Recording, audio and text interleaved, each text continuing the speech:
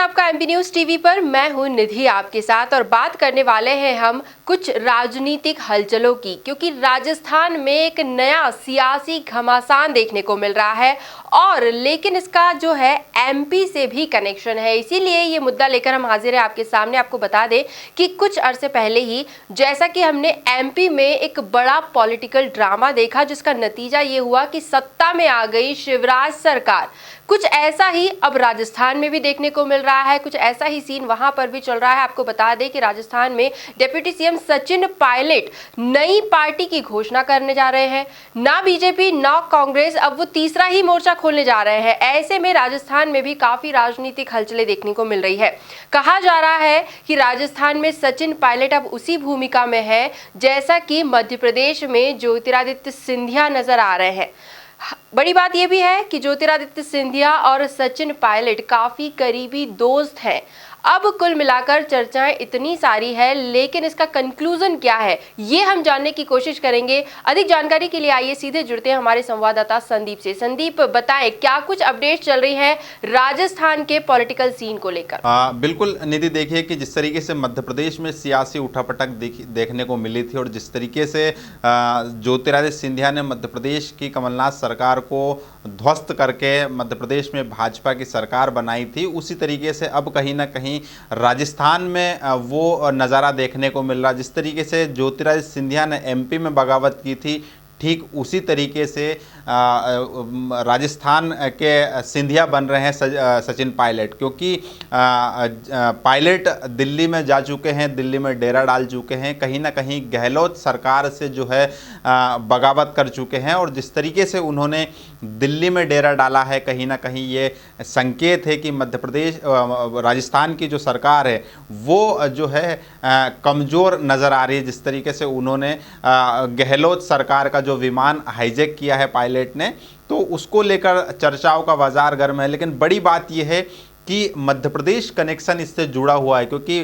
फिलहाल मध्य प्रदेश में भारतीय जनता पार्टी के जो नेता हैं वो ज्योतिरादित्य सिंधिया, जो कि पहले कांग्रेस में सचिन पायलट के काफ़ी करीबी रहे हैं और अभी भी वर्तमान में भी, भले ही वो भारतीय जनता पार्टी में चले गए हों ज्योतिरादित्य सिंधिया, लेकिन उनकी सचिन पायलट के साथ जो यारी है, जो दोस्ती है, वो अभी भी बरकरार है। यही वजह है कि कल जब सचिन पायलट और ज्योतिरादित्य सिंधिया, जब दो दिग्गजों की मुलाकात राजधानी दिल्ली में होती है, तो सियासत का बाजार भी गर्म हो जाता है और ये चर्चाएं होने लगती है कि क्या ज्योतिरादित्य सिंधिया के नक्शे कदम पर भी सचिन पायलट चलेंगे, क्या वो राजस्थान में कमलनाथ या कहें कि गहलोत सरकार को जो है गिराकर भारतीय जनता पार्टी का कमल खिलाएंगे। तो कुल मिलाकर इस तरह की चर्चाएं लगातार गर्म हो रही है। लेकिन जिस तरीके से सिंधिया ने तमाम पहलुओं पर राजनीतिक संकट को लेकर जो ट्वीट किया है कि वो दुखी हैं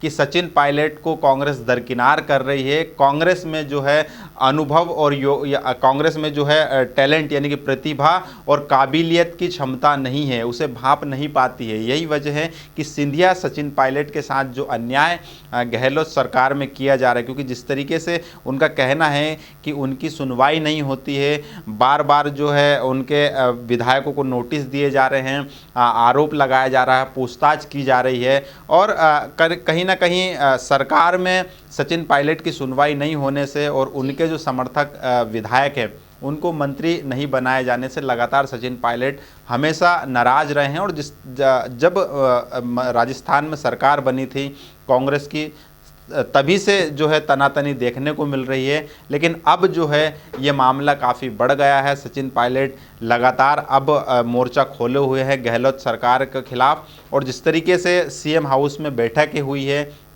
तमाम विधायकों की व्हिप जारी किया गया था और करीब 100 से ज़्यादा विधायकों को एकजुट करवाया है सीएम गहलोत ने और वहाँ पर मीडिया के सामने तमाम विधायकों की परेड करवाकर शक्ति प्रदर्शन भी किया है और ये संकेत भी दिया है उन्होंने साफ तौर पर कि सचिन पायलट भले ही कितनी भी कोशिश कर ले कांग्रेस के विमान को क्रैश करने की, लेकिन जो गहलोत सरकार है वो ऐसे जो है हल्के में नहीं गिरने वाली है। और ऐसे ही अशोक गहलोत को कांग्रेस में, राजस्थान की सियासत में कांग्रेस का जादूगर नहीं कहा जाता है और उन्होंने ये दावा पेश कर दिया है मीडिया के सामने शक्ति प्रदर्शन करने का कि उनके पास में बहुमत है। तो फिलहाल यहाँ पर जो सचिन पायलट है वो दिल्ली में ठहरे हुए हैं, उनके ऊपर विहिप का कोई असर नहीं हुआ है। लेकिन यहाँ पर राजस्थान की बात की जाए तो राजस्थान में अशोक गहलोत ने फिलहाल मीडिया के सामने तमाम विधायकों की परेड करवाकर जो है अपना शक्ति प्रदर्शन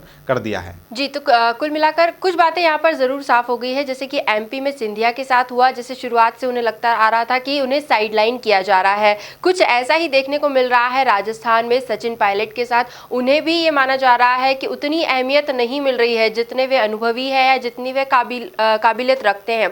आपको क्या लगता है कि जो मध्य प्रदेश में जो ड्रामा देखने को मिला वैसी ही स्क्रिप्ट राजस्थान में देखने को मिलने वाली है? और आगे चलकर जैसे कि एमपी में तख्ता पलट हुआ, क्या राजस्थान में भी ऐसा कुछ देखने को मिल सकता है?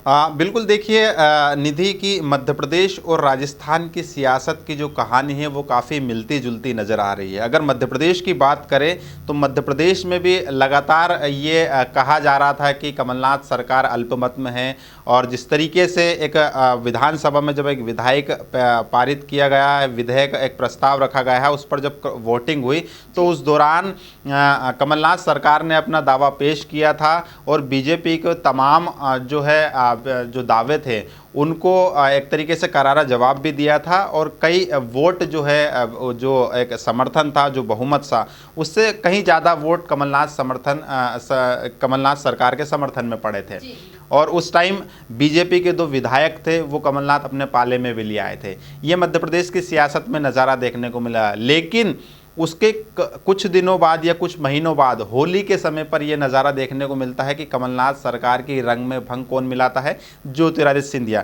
वो बगावत कर बैठते हैं और उनके तमाम जो समर्थक जो विधायक है वो बेंगलुरु में जाकर एक होटल में ठहर जाते हैं, और वहाँ पर इस तरीके से जो बगावत होती है तो कहीं ना कहीं वैसा ही सीन राजस्थान में देखने को मिल रहा है। राजस्थान में भी अगर देखा जाए तो ज्योतिरादित्य सिंधिया और सचिन पायलट का अगर हम निधि इतिहास को देखें तो सिंधिया के जो पिता हैं स्वर्गीय माधवराव सिंधिया, उन्होंने भी कांग्रेस से बगावत की थी, और सचिन पायलट के पिता राजेश पायलट जो कि वो भी पहले कांग्रेस में थे और कांग्रेस में उन्होंने बगावत की थी और कई बार उन्होंने चेतावनी दी थी। हालांकि राजेश पायलट जो कि स्वर्गीय राजेश पायलट है सचिन पायलट के पिता, उन्होंने कांग्रेस से बगावत करके कांग्रेस छोड़ी नहीं थी, सिर्फ बगावत की थी। उन्होंने चेतावनी भर दी थी और गांधी परिवार को खुली चुनौती तक दे दी थी। लेकिन बगावत का इतिहास रहा है दोनों ही नेताओं के साथ में, सिंधिया के साथ भी और सचिन पायलट के साथ भी।